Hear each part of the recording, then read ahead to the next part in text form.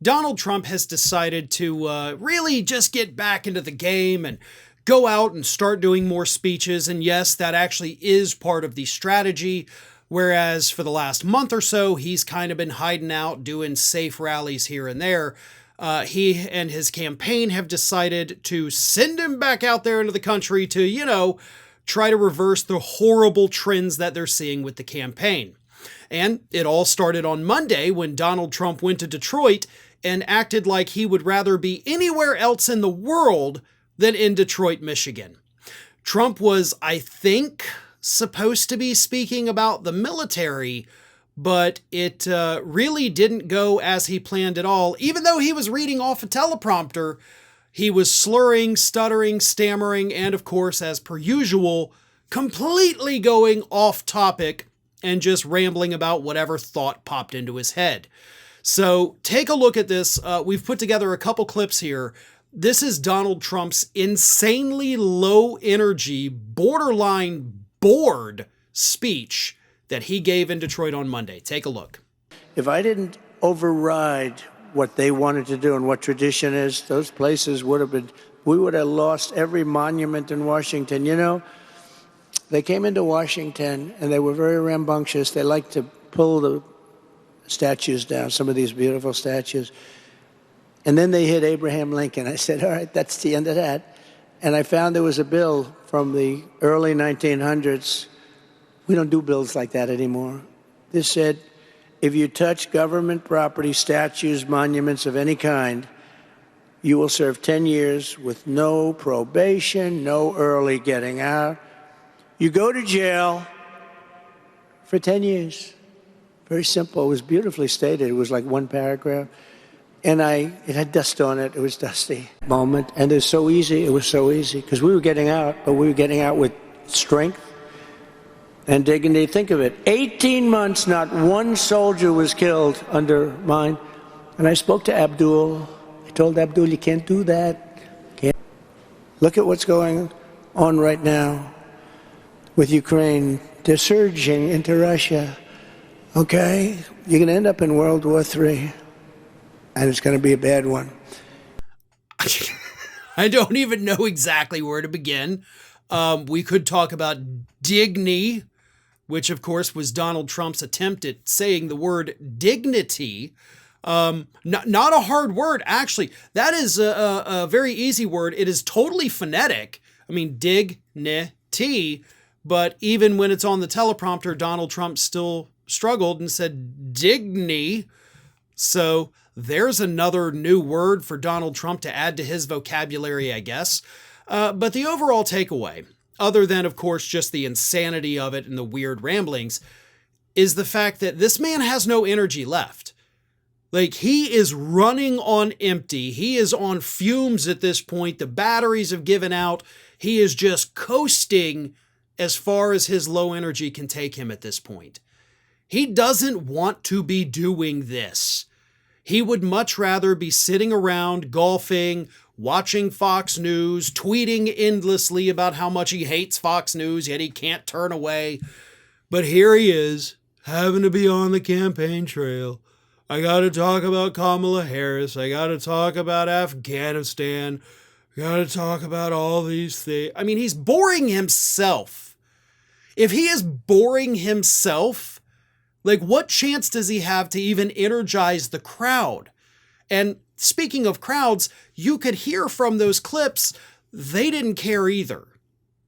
And when the crowd stops caring, that enthusiasm, or lack thereof, I should say, kills campaigns. You can't recover from that. But it all comes from the person speaking. Donald Trump used to be this guy that would go out there, act smug, turn around, talk to people, have fun, yell sometimes. Now it's just one of the most boring things that you have ever seen in your entire life. Now, we do have to address, obviously, some very blatant falsehoods that Donald Trump claimed during this speech. At one point, he did say that, there were no deaths in Afghanistan for 18 months or whatever while he was president. That is a lie. There was not a single 18-month span during his presidency where there were no U.S. soldier or civilian deaths in Afghanistan. In fact, the death toll in Afghanistan was markedly higher during his administration, of course, than it has been during the Biden administration. So that is just a complete falsehood that Trump made up in his head to make him sound a little bit better.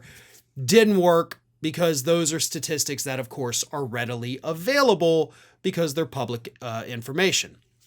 Then, of course, the rioters he talked about in D.C., that little clip I showed, if you didn't know any better, you might think he was talking about the Capitol rioters, but oh no. These, of course, were the civil rights protesters in the summer of 2020 that, they were going towards the monuments. And I said, no, not our monuments. And they were going towards the Lincoln Memorial. And I said, no, not the Lincoln Memorial. Yeah, didn't happen. They were not trying to topple the monuments in Washington, D.C. That's not a thing that ever happened. But I will tell you, if you want to talk about people violating rights in Washington, D.C., a couple weeks ago, a formal report did come out that confirmed that Donald Trump ordered police to clear out the square so that he could go and do his little photo op where he was holding a Bible like he's never held a book before in his life. So you violated people's First Amendment rights to assemble by having officers clear them out so you could do a photo op. Like that kind of seems like the type of thing that people should be more concerned about, considering the fact that you're more concerned about getting a good photo, even though it wasn't a good photo, than you are about people exercising their First Amendment freedoms. This whole thing, to me, not only is it showing that Donald Trump does not have the stamina to continue running for president, but clearly this man would not have the stamina to actually be the president for the next 4 years. And that is the other part of this that I think a lot of folks tend to overlook. We have seen far too many low energy, just absolute bored to death press conferences and rallies from Donald Trump in recent weeks. His age has finally caught up with him. The stress of the last 4 years, losing in 2020, trying to pretend you didn't lose, the Capitol riot, your second impeachment, all your legal problems, suddenly you're getting crushed by Kamala Harris. All of that stress has worn this man down to nothing. Like, he is a feeble old man at this point, and I don't mean any disrespect to anybody out there by saying that, but he is. He can't do this anymore. And I think it's funny, too, because obviously when he loses this year, there's going to be a lot of Trump supporters that are like, well, just run again in 2028. Like, that man is going to be totally bedridden by 2028 at this rate. He's not going to be able to get up and walk around, let alone get up and give a speech to 1,000 people that actually want to hear what he has to say. This is it for him. Everything is on the line for him in this election. And the best he can muster is to go out there, kind of act like maybe he cares about something for a minute and talk about dignity.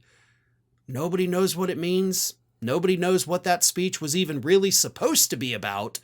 But I can promise you, it sure as hell wasn't supposed to go the way that it did go. Hi, everyone. This here is little Athena. And Athena would like to know why you haven't subscribed to Fair and Balanced yet. So please, don't let Athena down. Subscribe today.